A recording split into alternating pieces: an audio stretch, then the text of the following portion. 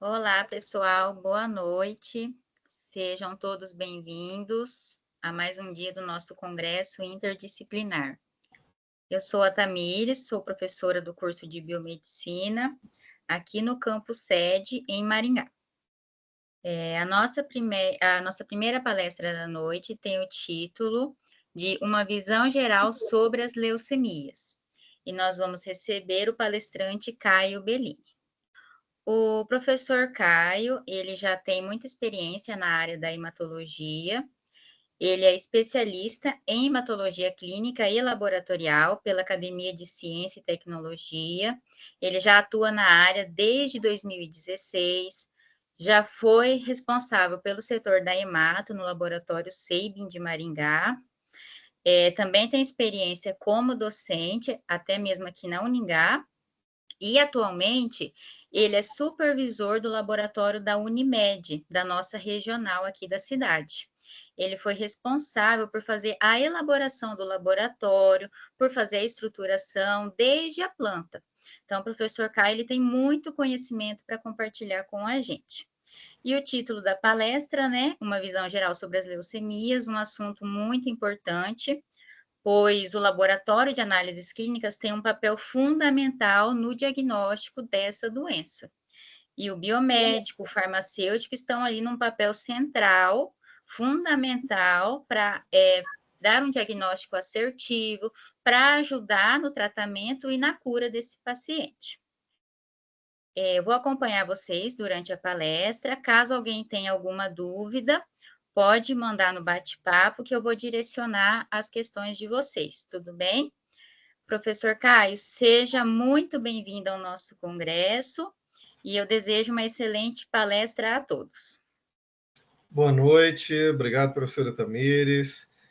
Queria começar agradecendo, então, pela apresentação, agradecer aí ao honroso convite também da professora Ana Biadola e de estar de volta aqui em mais um evento da Uningá. Então, vamos lá para o nosso momento, falar um pouquinho sobre leucemias, né? Então, a ideia aqui, né, para a gente falar um pouquinho sobre leucemias, a gente precisa entender de onde vem, né, esses leucócitos, né, entender um pouquinho sobre a leucopoese, né? É sempre importante a gente relembrar alguns conceitos, né? Então, a leucopoese vai ser todo o processo ali de aparecimento, de desenvolvimento das células hematopoéticas, né, dos leucócitos. E aí isso se dá através das células precursoras hematopoéticas, e onde, através de estímulos, elas se diferenciam em polimorfonucleares e mononucleares, né? Polimorfonucleares, os representantes são segmentados, eosino, basófilos, e os mononucleares, os linfócitos e monócitos, né? Então, seguindo aqui, nós temos esse mapa, né, onde a gente tem toda essa cadeia de maturação celular. Então, lá a nível medular, nós temos a stem cell, que é a célula indiferenciada pluripotente. Essa célula sofre, né, estímulos para diferenciação, e aí é onde ela começa a ganhar maturidade, né? E aí nós temos, então, o stem cell se diferenciando ainda em uma linhagem muito imatura, né, que é a célula indiferenciada mieloide e a célula indiferenciada linfóide, né, que dá sequência ao linfoblasto, prolinfócito e linfócito maduro, se dividindo aí em linfócito B e T, e aí dando seguimento às suas outras linhas maturativas e de acordo com o tecido, né? E, da mesma forma, na linhagem mieloide, nós temos também toda uma cascata de maturação celular, certo? E aí a gente tem aqui, né, de forma um pouco mais didática, ilustrado as fases de cada célula, né? Então, nós temos aqui a hemácia e todas as fases maturativas, né, até elas se desenvolverem em hemácia, né? Da mesma forma, o basófilo, o eosinófilo, segmentado, né? Nós temos, então, uma cascata de maturação, né? As células em várias fases. E aí a importância aqui do profissional, do biomédico, do farmacêutico, do analista, né? Vamos usar o termo analista, né? O microscopista, o analista, o hematologista, que é quem está lá na ponta e vai precisar conhecer toda essa linha maturativa, né? Toda essa árvore genealógica, digamos assim, dos leucócitos, né? Então, nós temos aqui, ainda continuando, né, a parte de linfócito, plaquetas, o plasmócito. E daí? Para que eu vou conhecer isso? Né? Então, é muito importante para os analistas conhecerem toda a anatomia, a citologia celular, né? Então, características como o tamanho, a relação núcleo-citoplasma, né? Uma célula que tem mais citoplasma, menos núcleo, qual é a característica desse citoplasma, né, com relação à tonalidade, granulação, presença de vacúolos, inclusões, quais as características do núcleo, né, cromatina, nucleolos, posição, formato do núcleo, é sempre muito importante para que o analista tenha esse conhecimento do que é normal, do que é natural, para que quando houver qualquer tipo de alteração, ele facilmente reconheça essas alterações histológicas, né? E ainda sobre alterações histológicas, nós podemos classificá-las, elas em qualitativas e quantitativas. Quais seriam fatores aqui que seriam primordiais para a avaliação de alteração histológica qualitativa? A realização de um bom esfregaço, né? Isso é importante, e uma coloração muito boa também. Pelo amor de Deus, não vamos avaliar a célula imatura com coloração de panótipo, né? Isso é e a experiência do analista na identificação das células, né? Do biomédico, do farmacêutico, quem está lá na ponta, atrás do microscópio, precisa, né, ter uma experiência, ter um bom atlas como base, né, para a identificação dessas células. E aí nós temos alterações citológicas a nível quantitativo, né, que nós temos aí os termos leucopenia e leucocitose, onde nós temos o sufixo penia, significando diminuição, e citose, aumento. Então, aumento ou diminuição dos leucócitos. Quando tratamos de leucopenia, a definição mais tranquila que podemos fazer é que é a contagem de leucócitos totais inferior a 4.000 por milímetro cúbico. Ah, 4.000?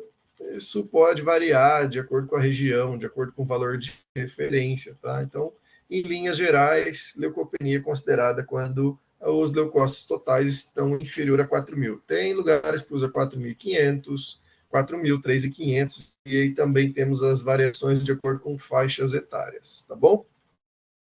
Leucocitose, né? Na maioria das vezes, quando nós falamos de contagens acima de 45.000 leucócitos, se tratam de processos leucêmicos. Ressalto aqui, isso não é regra, tá bom? A gente está falando aqui que na maioria das vezes. Por quê? Nós temos leucocitoses que devem ser avaliadas de acordo com o quadro clínico e morfologia leucocitária, certo? Então, através deste quadro, né, desse combo aqui, nós conseguimos definir, chegar a uma conclusão se essa leucocitose se trata de um processo leucêmico ou, né, o processo neoplásico ou um processo reacional ou fisiológico, né? Isso, em linhas gerais, falando sobre leucocitose. Quando a gente tem contagens muito acima disso, provavelmente se trata de uma leucocitose neoplásica, certo? Beleza, o que faz o analista? O que faz o biomédico, farmacêutico, né? Para quê? Por que eu preciso saber disso? Em linhas gerais, as leucemias, elas foram descobertas aí tem um pouquinho mais de 200 anos, né? Lá atrás, quando os médicos estudavam, né, dissecando ali os corpos e tal, descobriram alguns casos, né, que eles descreveram em um primeiro momento como um pus, né? e aí eles não sabiam o que era aquilo. Até com o advento da microscopia, aquele pus que foi verificado, acumulado em alguns tecidos, foi verificado que era leucócito, né? Então tinha um creme leucocitário muito grande ali. Isso era como foi, como foi descrito há mais de 200 anos atrás, tá?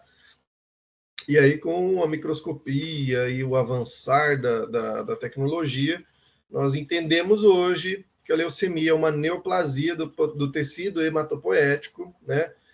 Ocorre uma proliferação clonal de alguma célula, né? Onde eu tenho um clone alterado, e esse clone começa a se proliferar de maneira exacerbada e descontrolada, né? A maioria das leucemias são espontâneas, não hereditárias, né, onde nós temos ativação de proto-oncogenes e, ao mesmo tempo, a falha em genes supressores, né, que regulam o ciclo celular. Né? Então, nós temos aquele ciclo celular que é regulado por alguns genes, né, e quando ocorre a falha nessa regulação, nós temos aí o aparecimento de processos neoplásicos, certo?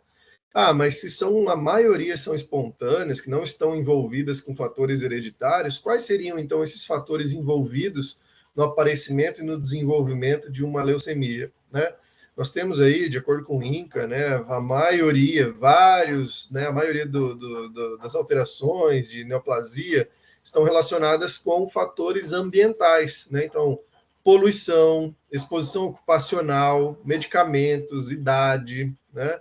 A exposição ocupacional, nós temos estudos que correlacionam a exposição ao benzeno, né, que é um produto ali do combustível, né, de combustível fóssil, né, que forma um vapor quando inalado, e a exposição a esse tipo de substância, existem estudos que demonstram, né, o índice de leucemias em frentistas, né, que são pessoas que estão ali expostas de maneira ocupacional a esse tipo de vapor.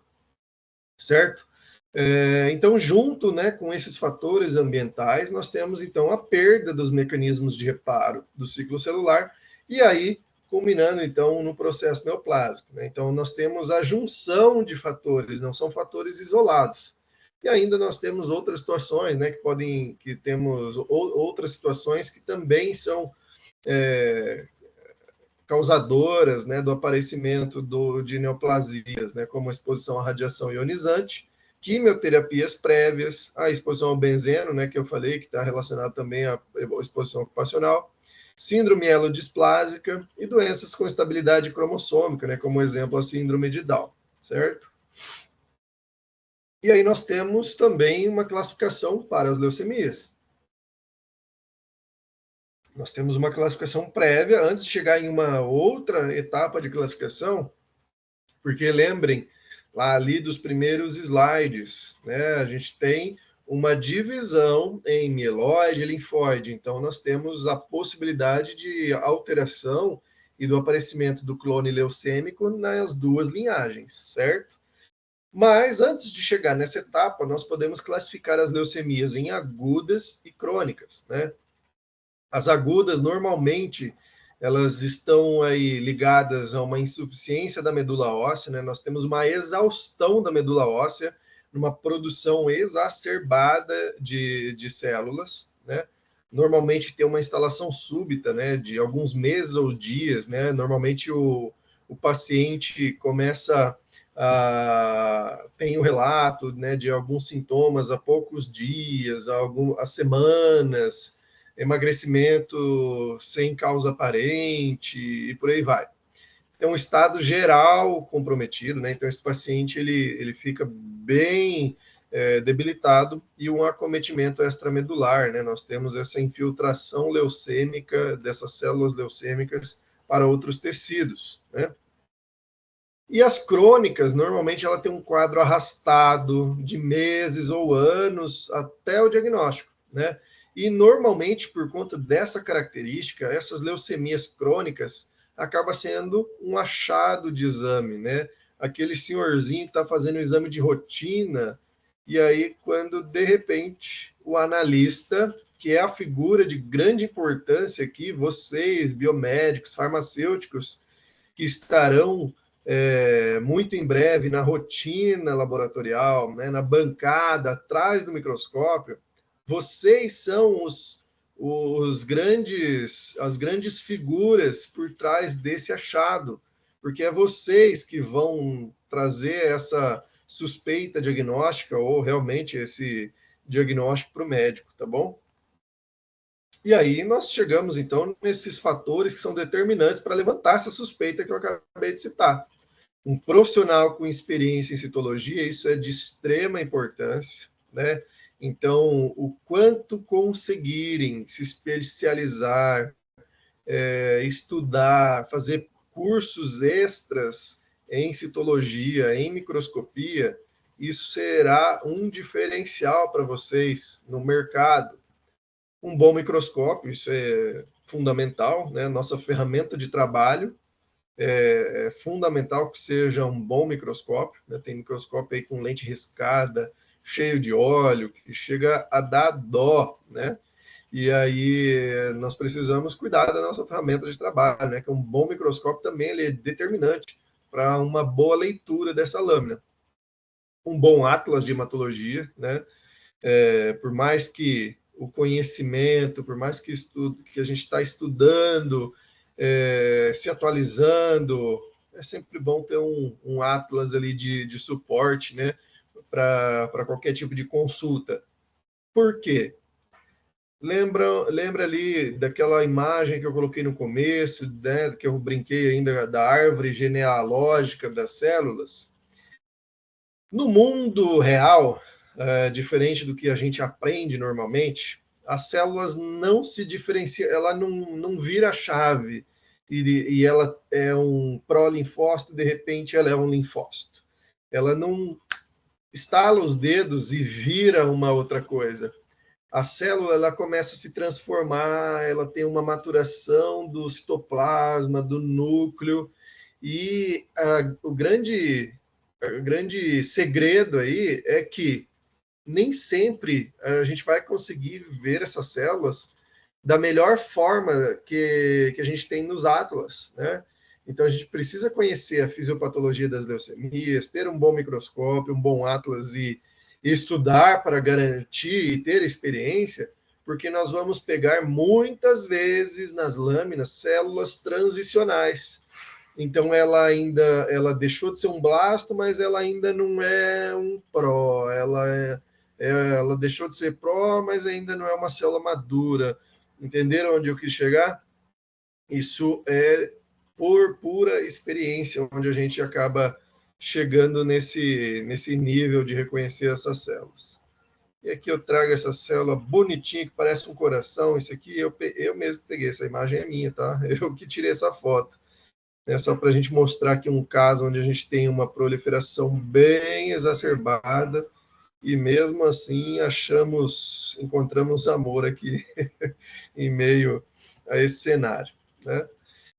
Falando então de laboratório, de analista, de biomédico, de farmacêutico, nós temos que obrigatoriamente falar de metodologias diagnósticas. Estamos falando de laboratório, certo?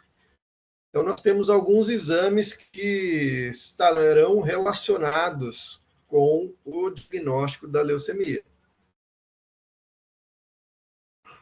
Ou melhor dizendo, das leucemias, né?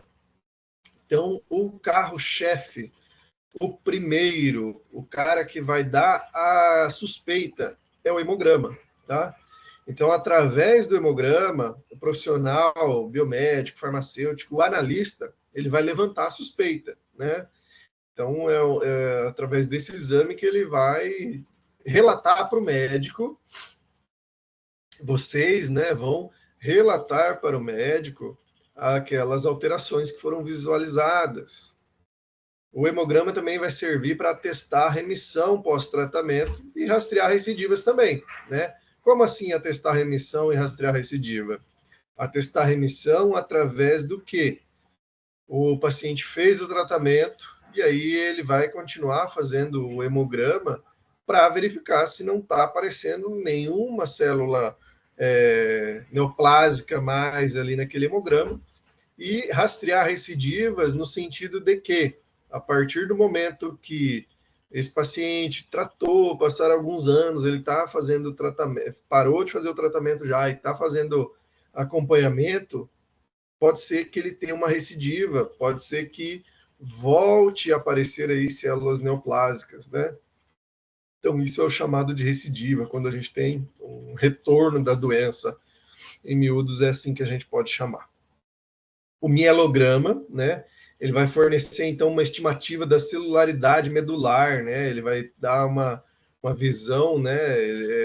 Para acompanhamento das leucemias. Ele era muito utilizado em conjunto, esses três aqui eram muito utilizados antigamente, até que não tivéssemos um avanço da tecnologia, que a gente já vai chegar ali, tá? Então, o mielograma, ele é, hoje em dia, é basicamente realizado pelo médico hematologista, mas nós temos aí biomédicos que estão craques na leitura do mielograma e é muito importante também para o enriquecimento do profissional. A biópsia de medula óssea, né, então ocorre uma retirada de um fragmento da medula para análise, né, onde vai ser feita toda a análise de celularidade e arquitetura medular, né. A Organização Mundial da Saúde recomenda então uma retirada de pelo menos 1,5 cm, né, de fragmento medular para essa avaliação. Ainda nas metodologias nós temos citoquímica, imunofeno e citogenética. A citoquímica hoje em dia não se utiliza tanto, depende aí do médico solicitante, depende da região, né? Mas nós temos, como se fosse algumas provas, alguns testes, né, para determinar a linhagem celular. E aqui o exemplo que eu trago para vocês é da mieloperoxidase. Quando ela dá reagente, nós sabemos que aquelas células são da linhagem mieloide. A imunofenotipagem, né, que é o exame que é utilizado muito hoje em dia, né, utiliza sangue periférico, então ele não é tão invasivo como o mielograma.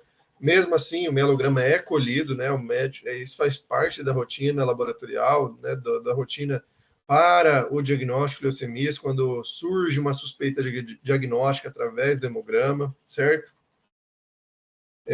Então, a imunofenotipagem ela vai ser utilizada, né, para identificação dos CDs, né, que são os complexos de diferenciação, para chegar ao nível de linhagem das células, né? Já a gente fala um pouquinho mais sobre isso aqui, tá? E a citogenética, ela tem um valor prognóstico, então, onde ela vai determinar as anomalias cromossômicas. Qual que é o maior exemplo que nós temos aqui? Na leucemia mieloide crônica, né, é realizado o exame de citogenética para verificar a presença do cromossomo Filadélfia, né? O cromossomo Filadélfia nada mais é do que a translocação entre os cromossomos 9 e 22. E aí o que acontece? Com essa alteração, né, essa alteração nesses cromossomos acaba alterando, né, a ordem, né, essa alteração dos braços desses cromossomos, e aí essa sequência de DNA alterada, ela produz uma proteína, né, ela vai codificar a produção de uma proteína que tem atividade de tirosina quinase aumentada. E essa alteração, ela vai fazer o quê? Ela vai diminuir a apoptose celular e, ela faz os dois, tá? Na verdade, ela aumenta a proliferação celular e diminui a morte celular. Então, é como se as células morressem menos e se proliferassem mais, né? Basicamente isso. Aqui nós temos alguns exemplos aí, né, de como é feita a coleta do mielograma, né? É uma coleta, por mais que tenha uma anestesia local aqui, é uma coleta dolorida. Aqui um pouquinho da citogenética, explicando a translocação dos braços dos cromossomos, né? É onde onde tem o BCR e ABL, né? São os genes envolvidos. E aqui uma imagem, esse peixinho aqui também é minha imagem, eu que tirei foto disso aqui, na época eu estava no estágio ainda, isso aqui é uma relíquia, né? E aqui uma ideia de como funciona a imunofenotipagem, né? As células são marcadas, e aí é como se elas estivessem sendo identificadas através desses marcadores, tá? Que é o complexo de diferenciação, né? Então, dependendo do estágio de maturação que as células estão e da funcionalidade, isso é muito importante, né? Os leucócitos, então, eles expressam diferentes proteínas de membrana. E aí são essas proteínas que serão identificadas, né? Então, através dessa identificação, a gente consegue classificar essas leucemias. Por que classificar leucemia, tá? Porque o CD vai ajudar a identificar a linhagem celular. Então, isso é muito importante. Então, olhando para a leucemia mieloide aguda, nós estamos falando de uma proliferação celular em vários estágios de maturação da linhagem mieloide. Tá? 80 a 90% das leucemias agudas no adulto, né? Então é bastante frequente, né? O que o hemograma apresenta? Anemia, plaquetopenia e leucocitose. Então, nós estamos aí com a medula trabalhando para produzir o clone leucêmico, e aí nós temos uma exaustão, né, onde a série vermelha e a série plaquetária ficam deficitárias, e é onde aparece a anemia e plaquetopenia. O que esperamos encontrar no mielograma? 20% de mieloblastos já confirma o diagnóstico de LMA, tá certo? Outros achados que podemos ter aí no hemograma. Quem que já viu bastonete de Auer? Para quem não sabe o que é, olha aqui, estou circulando, tá vendo esse risquinho aqui dentro? Esse risquinho aqui dentro do citoplasma desse blasto é o bastonete de Auer. O bastonete de Auer é uma alteração patognomônica de LMA, de mieloblasto. Né? LMA, não, desculpa, de mieloblasto, tá? Quando nós temos bastonete de Auer, porque se você olha um blasto e não consegue, ele está tão indiferenciado que você não consegue verificar características mieloides ou linfóides nesse blasto, quando identificamos um bastonete de Auer, nós podemos afirmar que se trata de um mieloblasto, tá? Um blasto de linhagem mieloide, ok? Nucléolos evidentes e cromatina frouxa, né? Dá para ver o nucleolo aqui bem bonitão, dá para perceber que essa cromatina está frouxa, tá bom? E a presença do nucleolo. Então, nós temos uma caracterização de um mieloblasto aqui, tá certo? Ah, mas como eu vou falar que é um mieloblasto no laudo, professor? Não, você vai identificar, porque normalmente os laudos é tudo padrão, blasto. E aí, lá na observação do laudo, você vai colocar presença de bastonetes de Auer. Pronto. Para o médico, para o hematologista, ele já sabe que aquilo se trata de um mieloblasto, e aí ele já direciona também esse tratamento aí, né? Ele vai buscar aí qual linhagem se trata mieloide, né? Em qual fase, e é onde a gente vai falar um pouquinho agora. Então, eu estou falando da leucemia mieloide aguda, mas ela também tem subclassificações. Por quê? Porque a gente precisa refinar o tratamento também, né? O diagnóstico de forma assertiva, ele faz um tratamento refinado e assertivo, certo? Então, a FAB, né, que é a organização, né, franco-americana, britânica, ela subclassificou a leucemia mieloide aguda em M0 a M7, através de análise citológica e citoquímica. E aí, alguns anos depois, a Organização Mundial da Saúde incorpora a essa análise, né, do grupo FAB as técnicas mais modernas, como imunofenotipagem citogenética. E aí nós temos, então, uma superação, né? O que é isso aqui? Isso aqui é inovação, tá? Isso aqui é inovação de técnica diagnóstica, né? Através de técnicas mais modernas, como a imunofenotipagem, a citogenética, né? A gente consegue refinar ainda mais esse diagnóstico. E aí nós seguimos, então, para as leucemias linfóides agudas, tá certo? Essas leucemias, elas representam cerca de 80% das leucemias na infância, né? Então, quando se trata de leucemia infantil, digamos assim, 80% delas são a LLA, e representa ainda cerca de 31% dos cânceres infantis. Então, é uma doença bastante comum na infância.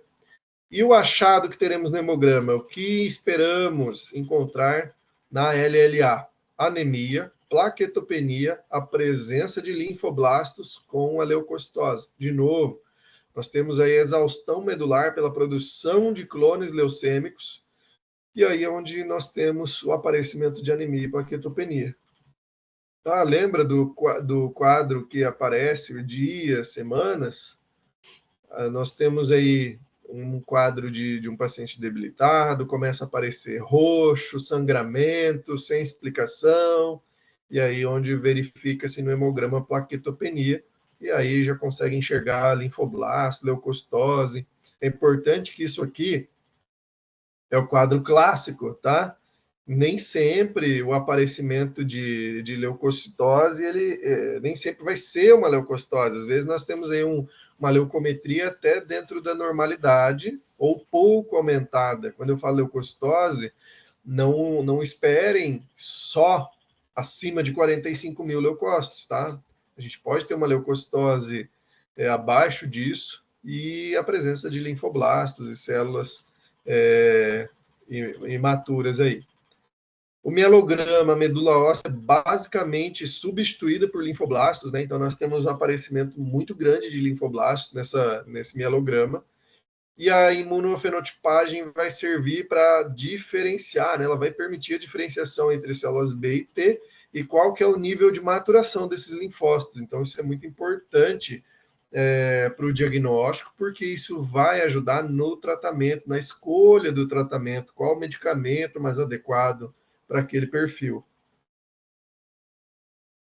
E aqui nós temos, então, um pouquinho de morfologia e como essas células são, né, como que a LLA é classificada. LLA, L1, L2, L3, de acordo com essa caracterização morfológica desses linfoblastos. L1, eles são pequenos, né, tem uma cromatina escura, sem nucleolo, com citoplasma escasso, tá vendo? Só tem núcleo praticamente. Lembra lá dos primeiros slides? Morfologia. L2, a gente já tem uma célula de tamanho aumentado, a cromatina ainda frouxa, tem nucleolo aparecendo aqui, tem um citoplasma maior, ó, abundante, né? Basofílico e agranular, né? Ele não tem grânulos. E na L3 também temos um tamanho aumentado, tem a cromatina frouxa e tem uma vacuolização acentuada. Tá vendo tanto de bolinha branca aqui, essa vacuolização? E uma basofilia citoplasmática. Essa bordinha aqui, ó, onde nós vemos o citoplasma, ele é um azul escuro, né, diferente dessa outra célula. Isso aqui seria a basofilia do citoplasma. Tem que lembrar lá de citologia para lembrar do porquê da basofilia, em coloração. Tá, e o analista, né? Então, nos casos que nós temos aí leucocitose, né, ele tem que saber que os linfoblastos serão predominantes, né? E pode-se observar também as manchas de Gumprecht, né? O que é isso? É quando esses linfócitos alterados, aí, esses clones leucêmicos, eles são frágeis e acaba sendo destruído aí na realização do esfregaço. Olha o que eu falei agora há pouco aqui, ó. Nem sempre vem uma leucocitose. Em média, cerca de 25% dos casos da leucemia linfóide aguda, o paciente, aquele hemograma que está lá para vocês, é leucopênico. Então, isso aqui é a patogênese, né? Isso aqui é importante conhecer como que funciona a doença, né? Para gente. Por quê? Porque se eu estou vendo linfoblasto, é leucopênico, não é leucemia, porque o Caio falou que é só leucocitose. Não, né? Então, isso é muito importante, esse tipo de conhecimento. O que eu faço? Biomédico, farmacêutico, faz o quê? Tem que ficar muito atento, né? Porque em caso de leucopenia, os pacientes podem apresentar linfoblastos em pequenas quantidades. Então, a avaliação da lâmina, ela tem que ser muito criteriosa e com muita atenção, porque às vezes, né, nesses casos, né, de um paciente leucopênico, esse linfoblasto ele pode estar lá naquele finalzinho da contagem que você nem vai ver.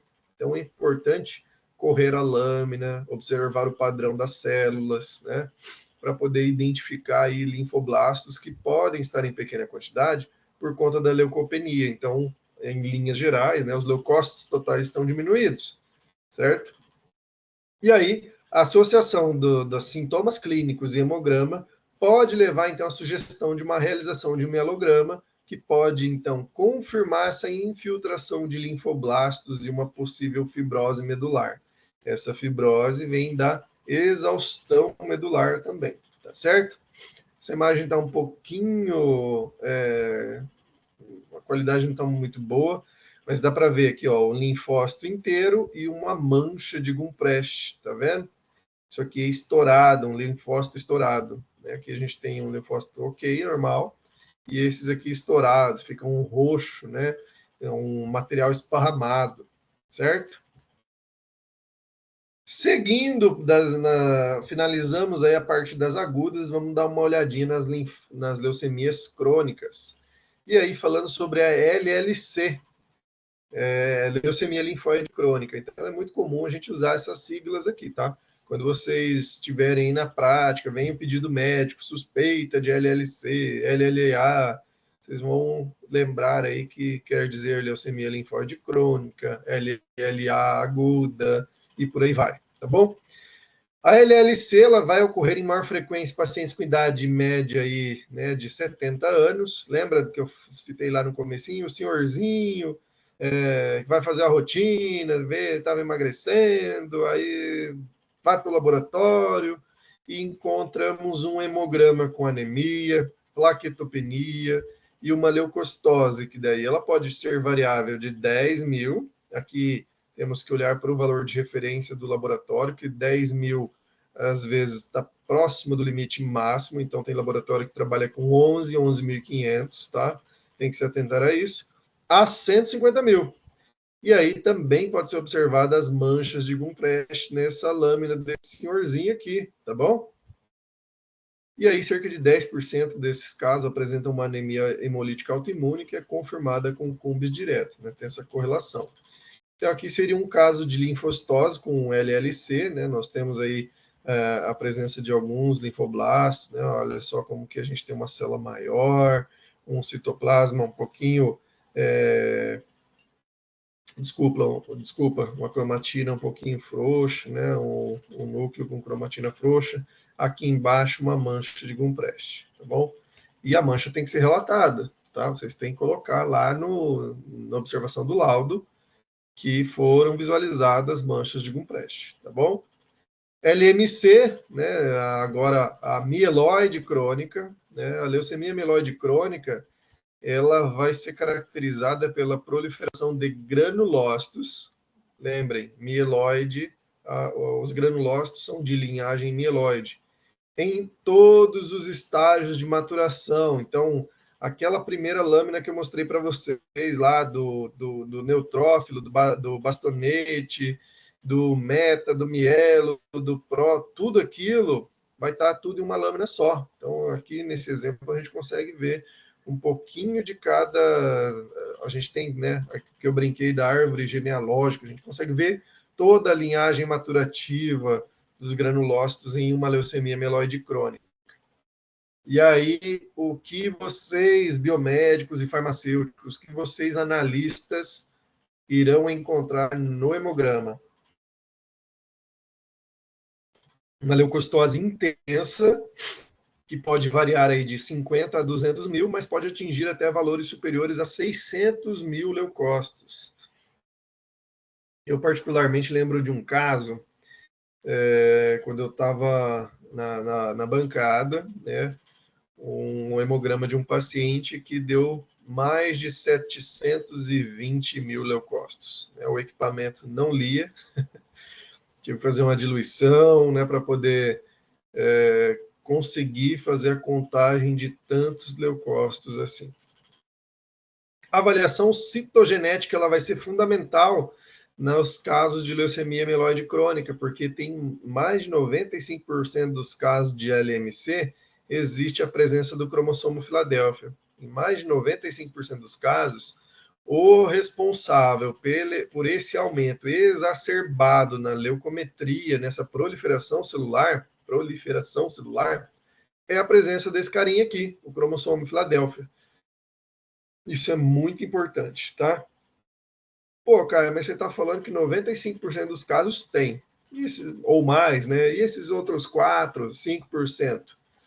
Quando é confirmada uma LMC com Filadélfia negativo, o prognóstico do caso tende a ser pior, né? Tende a ser pior o prognóstico desses casos, certo? Atuação do analista, né? Aqui encaminhando aqui para reflexões finais desses nossos momentos, né? Eu trago algumas reflexões aqui para vocês, né? Biomédicos, farmacêuticos que desejam atuar aí nas análises clínicas, em bancada, né? No laboratório de análises clínicas, na hematologia, ou num laboratório de referência, até trabalhando com imunofenotipagem e por aí vai. Qual que é o seu diferencial? Hoje, né, a universidade ela nivela o conhecimento das pessoas. Então, os biomédicos, os farmacêuticos estão nivelando seus conhecimentos, e o diferencial do analista é o que ele está fazendo a mais do que os outros. Então, isso é muito importante, né, porque hoje em dia os processos seletivos para os laboratórios, para esses serviços, eles contemplam algumas etapas, e pode ser que em uma dessas etapas nós temos provas práticas, né, onde os conhecimentos técnicos aí desses analistas, de vocês no caso, serão testados, né, esses conhecimentos serão testados para verificar se vocês realmente têm uma experiência, se vocês fizeram além, né? A atuação além da habilitação que eu falo aqui um pouco é isso, né? Os profissionais que estão se formando, né? O que nós estamos trabalhando para nos destacar frente ao mercado, né? Então acaba que essas duas nós falamos de uma forma só, né? O mercado de trabalho, né? Ele exige, né? Uma qualificação e diferenciação do profissional. Qual que é o detalhe? Muitas vezes o mercado pede experiência, mas não dá oportunidade para que o profissional tenha experiência. Isso é uma realidade? Sim. Então, o conselho, né, dessa fala, dessa lâmina aqui para vocês, é com relação ao preparo prévio, ao estudo que vocês conseguem trazer aí durante o período de graduação, essa diferenciação durante o período de graduação, iniciação científica, pesquisa, cursos extras, né? Hoje em dia aí nós temos uma infinidade de possibilidades, né? Nós temos vários cursos online aí, consultoria, isso olhando até para a hematologia aqui, para microscopia, né? No Instagram aí tem esses influencers até positivos, né? Porque hoje em dia acaba tendo muita coisa sem nenhum tipo de crescimento, mas nós temos aí, não vou citar nome para não fazer propaganda, mas nós temos alguns profissionais aí que são conhecidos por trazer muito conhecimento para nós como biomédicos aí e farmacêuticos, né? E aí, olhando para isso, nós temos os diferenciais que os profissionais que vocês devem apresentar, né? Proatividade entra nisso. Proatividade, curiosidade e disposição. Essas três aqui é uma coisa só, né? Vocês ainda, quanto discentes, né, ainda na faculdade, o quanto são proativos e curiosos para irem atrás de novos conhecimentos, o quanto são proativos e curiosos, e claro, e têm disposição para fazer além, né, para buscar conhecimentos além, né? Eu trouxe aqui um pouquinho para vocês e trago essa reflexão para instigá-los, para inspirá-los a buscarem mais informações, a realizarem cursos extras, a irem além do que a graduação fornece para vocês, né? E empatia é uma palavra-chave fundamental, porque nós que atuamos na área da saúde lidamos com vidas diariamente. Então, nós temos uma responsabilidade que, às vezes, não temos ideia, não temos noção de como somos responsáveis por aquele laudo que nós estamos entregando. Muitas das vezes, nós não temos o dimensionamento de como somos importantes na nossa atuação profissional. Então, a empatia é muito importante, né? Esse entendimento de vocês como profissionais e futuros profissionais, porque essa proatividade, esse diferencial que você apresenta, aqui onde você vai mostrar isso também, né? Porque o quanto você estudou, o quanto você se preparou, o quanto você conhece dessas doenças, em como identificá-las, isso aqui agrega no laudo que vocês estão entregando, na atuação, no trabalho que vocês estão entregando, desculpa, né? Atuação além da habilitação, né? Então, retornando ali naquela fala, contato com o cliente interno, externo, né? O cliente externo, o médico e o paciente, o cliente interno, esse contato com os colegas, né? Essa interface com outros profissionais que podem ajudar a tirar dúvidas, né? a trazer enriquecimento de informações. E essa atuação além da habilitação, eu falo sobre isso, né? Esse contato com o cliente externo, com o médico, porque hoje aquele profissional que é só bancada, que fica atrás do microscópio e que não faz um relacionamento, não constrói um relacionamento, principalmente com este carinha aqui, ó, que é o médico solicitante, esse profissional está fadado à inexistência, né? Então, o profissional biomédico que fica só atrás do microscópio, que não traz informação que enriquece o seu laudo, que enriquece o que ele está entregando, ele tende à inexistência, né? Então, é muito importante essa atuação além da habilitação. Eu sou biomédico, sou farmacêutico, hematologista e trabalho aqui fazendo o meu arroz com feijão, né? Então, além da habilitação, né? O que a gente pode entregar além disso. Né, e com relação ao mercado de trabalho, que eu já falei, qualificação, a experiência, estágios, né, a faculdade, como eu disse, ela nivela os conhecimentos. Busquem mais, né, vão além.